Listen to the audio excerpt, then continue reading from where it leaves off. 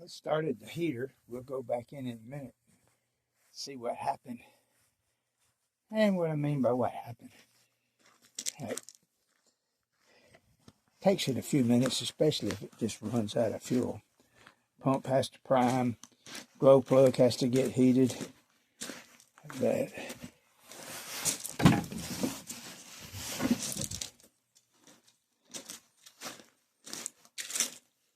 few things I'm working on out here.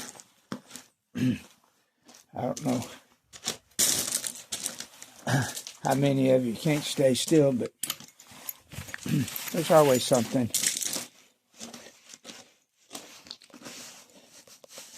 This sheet of steel a friend of mine gave me. I'm going to build a new bucket for that tractor. Thinking about making it 6 feet wide. But here's inside the tractor. Key and ignition. And you'll see a glow plug light come on right here.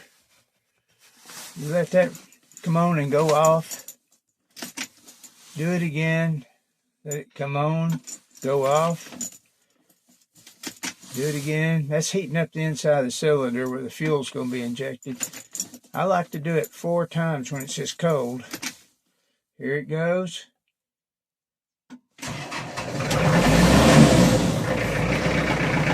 There.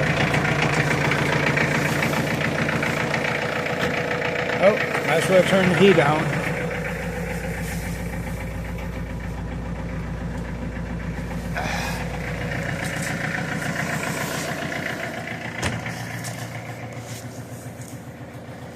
Oh, we'll walk around back and I'll show you the diesel heater starting. Maybe it started. If it don't start it, it goes off. Smell diesel, but I think it's the tractor.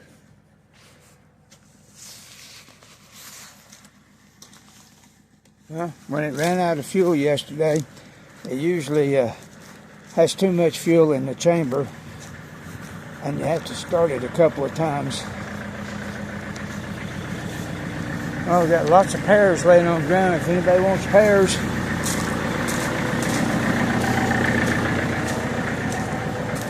I know, you may think it's a mess around here, but it's organized. I know where all that stuff's at. Let's go back and restart that heater.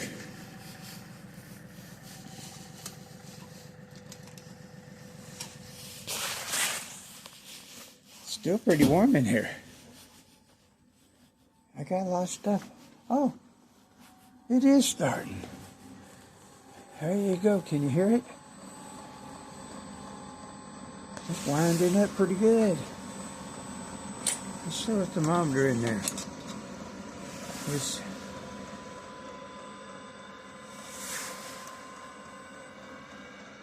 Oh, look at it. It's climbing fast. I'll turn it over so you can kind of get a better idea without looking at everything upside down.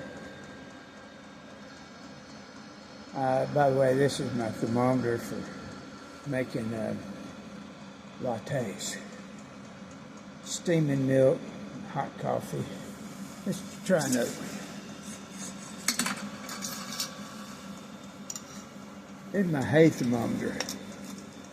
When I used to bale hay, this is how I tell if it was too hot not to put it in the barn.